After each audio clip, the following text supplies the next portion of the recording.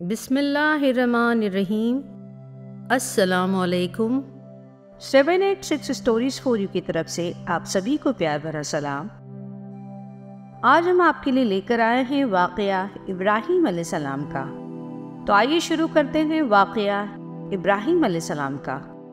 پچھلے ایپیسوڈ میں ہم نے دیکھا گاؤں والوں نے ابراہیم علیہ السلام کو بھی اپنے ساتھ میلے میں چلنے کے لیے کہا، لیکن ابراہیم علیہ السلام نے یہ کہا کہ میں بیمار ہوں۔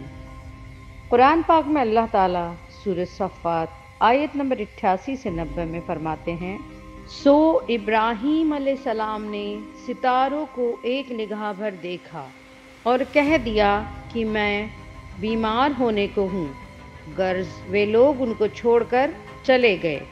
سبھی گاؤں والے عیدگاہ چلے گئے۔ اب ابراہیم علیہ السلام بالکل اکیلے رہ گئے۔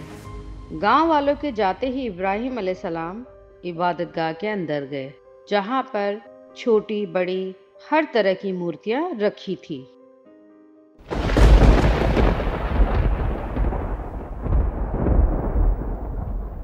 آپ نے دیکھا کہ بتوں کے آگے بہت سارا کھانا رکھا ہے۔ گاؤں کے سبھی لوگوں نے کچھ نہ کچھ کھانا بنا کر ان مورتیوں کے سامنے رکھا تھا، اسی لیے کھانا بہت زیادہ تھا۔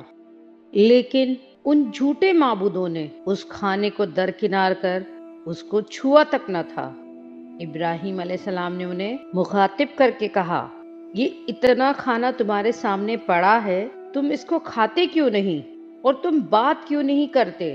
پھر انہوں نے کلہاڑا اٹھایا اور پوری قوت کے ساتھ ان سبھی مورتیوں کو توڑ دیا، ان کے ٹکڑے ٹکڑے کر دیے، لیکن ایک بڑے بت کو چھوڑ دیا۔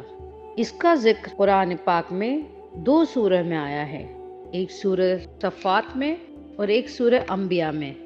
سورہ صفات 92 سے 93 میں اس طرح آیا ہے، تم کو کیا ہوا، تم بولتے کیوں نہیں ہو؟ پھر ان پر طاقت کے ساتھ جا پڑے اور مارنے لگے۔ اور سورہ انبیاء میں 58 سے لے کر آیت نمبر 70 تک اس طرح آیا ہے، تو ان کے چلے جانے کے بعد انہوں نے ان بتوں کو کلہاڑی وغیرہ سے ٹکڑے ٹکڑے کر دیا، سوائے ان کے ایک بڑے بت کے، کہ شاید وہ لوگ ابراہیم کی طرف دریافت کرنے کے لیے رجوع کریں۔ کہنے لگے کہ یہ ہمارے بتوں کے ساتھ کس نے کیا ہے؟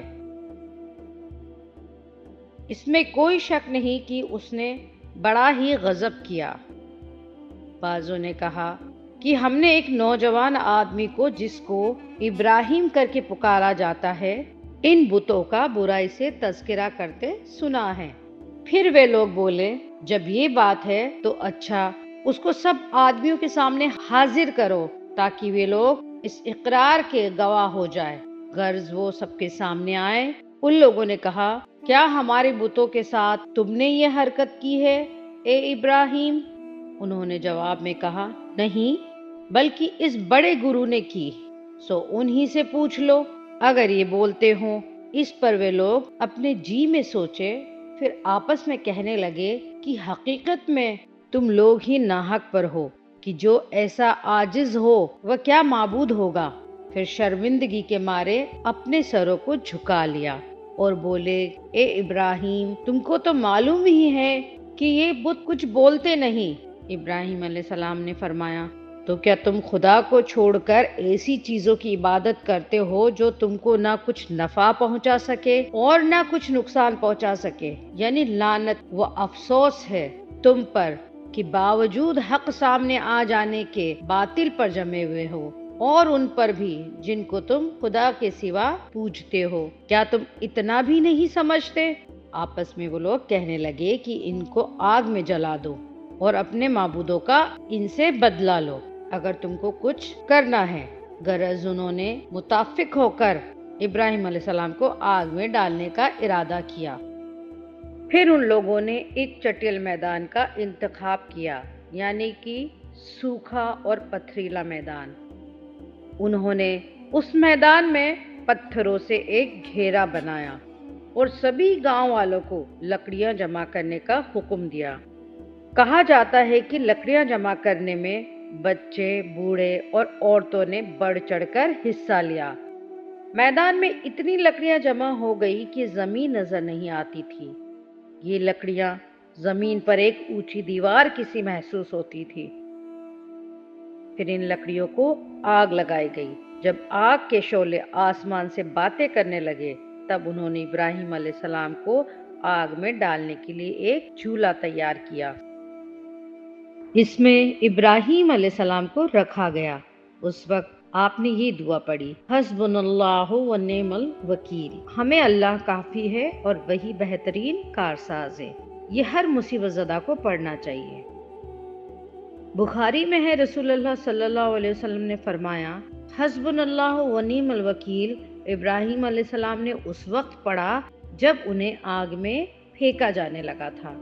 مطلب یہ کہ ہم اللہ ہی پر بھروسہ کرتے ہیں، اس کے سوا ہمارا کسی پر بھروسہ نہیں۔